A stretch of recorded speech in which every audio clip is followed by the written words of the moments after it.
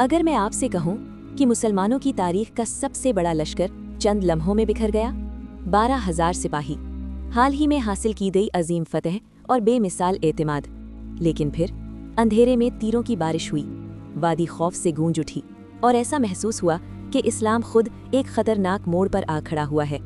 मगर इस हंगामे में एक शख्सियत अपनी जगह से ना हिली, एक इंसान जो उस वक्त भी डटा रहा जब सब पीछे हट गए। ये है ग़ज़वा हुनैन की दास्तान, वो मार्का जिसने ये साबित कर दिया कि फतह तादाद से नहीं बल्कि ईमान से हासिल होती है। फतह मक्का के बाद अरब में ताकत का तवाज़ुन हमेशा के लिए बदल चुका था। मुसलमान अब कमज़ोर ना रहे थे, वो अरब की सबसे ताकतवर कुव्वत बन चुके थे। लेकिन हर कबीला इस हकीकत को कबूल करने के लिए तैयार नहीं था।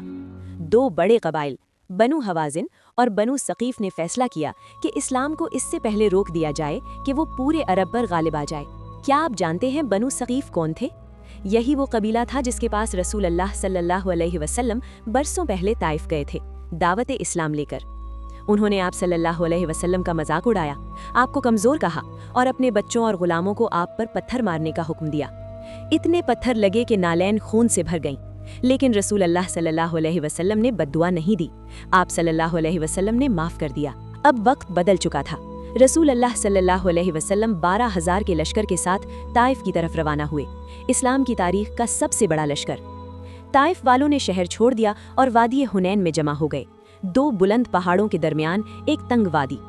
उनके सरदार ने हुक्म दिया कि औरतें और बच्चे भी साथ लाए जाएं ताकि कोई सिपाही मैदान छोड़कर न भागे। फतेह मक्का के सिर्फ 14 दिन बाद मुसलमानों का लश्कर हुनैन की तरफ बढ़ा, लेकिन ये लश्कर मुख्तलिफ था। इसमें बहुत से ऐसे लोग थे जो चंद दिन पहले ही इस्लाम लाए थे। उन्होंने ना बदर देखी थी ना उहद की आजमाइश। कुछ ने अजीब मुतालबे किए कि हमारे लिए भी कोई खास दरख्त मुकर्रर कर दिया जाए जिससे हम बरकत हासिल करें। उन्होंने कहा, आप नबी हैं, आप सब कुछ कर सकते हैं। रसूल अल्लाह सल्लल्लाहु अलैहि वसल्लम ने फरमाया, तुम भी वैसे ही मुतालिबे कर रहे हो जैसे पिछली जाहिल कौमों ने किए थे। कुछ लोगों ने फख्र से कहा, हम 12,000 हैं, आज हम हरगिज शिकस्त नहीं खाएंगे। ये बात रसूल अल्लाह सल्लल्लाहु अलैहि वसल्लम को नागवार गुजरी, क्योंकि वो जानते थे कि फतह अल्लाह के हाथ में होती है, आदाद शुमार में नहीं। अंधेरी रात में फजर से ज़रा पहले मुसलमान वादी हुनैन में दाखिल हुए। अचानक पहाड़ों से तीरों की बारिश होने लगी, पत्थर अंधेरे में आकर लगने लगे। कई सहाबा वहीं शहीद हो गए। न दुश्मन नजर आ रहा था, न दिफा की कोई सूरत थी। लश्कर में भगदड़ मच गई। मुसलमान पीछे हटने लगे, हत्ता के मक्का की तरफ लौटने लगे। दुश्मन ने पूरे जोश के साथ हमला कर दिया। यूं लगा कि जंग हार दी गई है। दुश्मन खुशी से आगे बढ़ रहा था, लेकिन गर्द बैठने लगी तो उन्होंने एक मंजर देखा। रसूल अल्लाह अभी भी वहीं खड़े थे। आपके साथ चंद ही साथी थे, हजरत अब्बास, हजरत अली और अबू सुफियान बिन हारिस रजी अल्लाह अन्हु। रसूल अल्लाह ने बुलंद आवाज में फरमाया, मैं नबी हूँ, ये कोई झूठ नहीं, मैं अब्दुल मुत्तलिब का बेटा हूँ। हजरत अब्बास आपकी ऊँटनी को रोकने की कोशिश कर रहे थे, मगर रसूल अल्लाह उतरे और पैदल दुश्मन की तरफ बढ़े। ये देखकर हजरत अब्बास और हजरत अली चीख कर बोले, कहाँ जा रहे हो रसूल अल्लाह को छोड़कर? ये अल्फाज तीर बनकर दिलों में लगे। लोग पलटे, एक एक करके वापस आने लगे। जल्द ही पूरा लश्कर इकट्ठा हो गया और फिर जवाबी हमला हुआ। बनु सकीफ मैदान छोड़कर भाग गए। मुसलमानों को अजीम फतह नसीब हुई। 6,000 कैदी, 24,000 ऊंट और बेशुमार माल गनीमत। मुसलमान दुश्मन का पीछा करते हुए किला ताइफ तक पहुंचे, लेकिन ताइफ वाले 1 साल का सामान किले के अंदर जमा कर चुके थे। कई कोशिशों के बावजूद किला फतह ना हो सका। हजरत खालिद बिन वलीद रदी अल्लाह अन्हु रोज सामने जाकर मुकाबले की दावत देते, लेकिन कोई बाहर ना आया।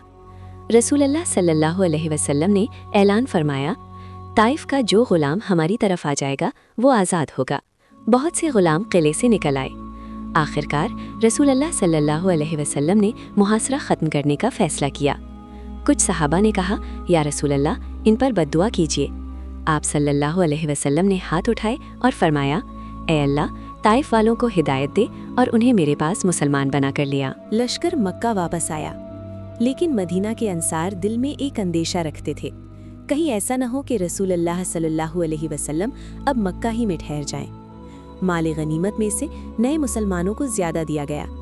ابو سفیان کو 100 اونٹ دیے گئے، ان کے بیٹوں یزید اور معاویہ کو بھی 100 اونٹ ملے۔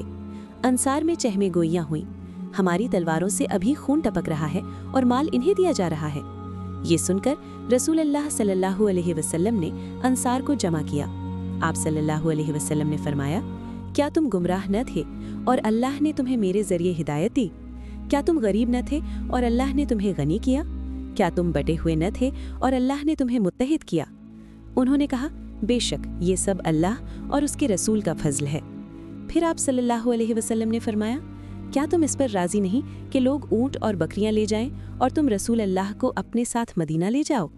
آپ صلی اللہ علیہ وسلم نے انصار اور ان کی نسلوں کے لیے دعا فرمائی۔ انصار خوشی سے رو پڑے۔ رسول اللہ صلی اللہ علیہ وسلم مدینہ واپس لوٹ آئے اور یہی فیصلہ تاریخ کا رخ بن گیا۔ اگر آپ صلی اللہ علیہ وسلم مکہ میں رہ جاتے تو آج زائرین صرف کعبہ ہی دیکھنے آتے، لیکن 1400 سال سے مدینہ مسجد نبوی صلی اللہ علیہ وسلم کی برکت سے آباد ہے اور انصار کے لیے کی گئی دعا پوری ہو کر رہی۔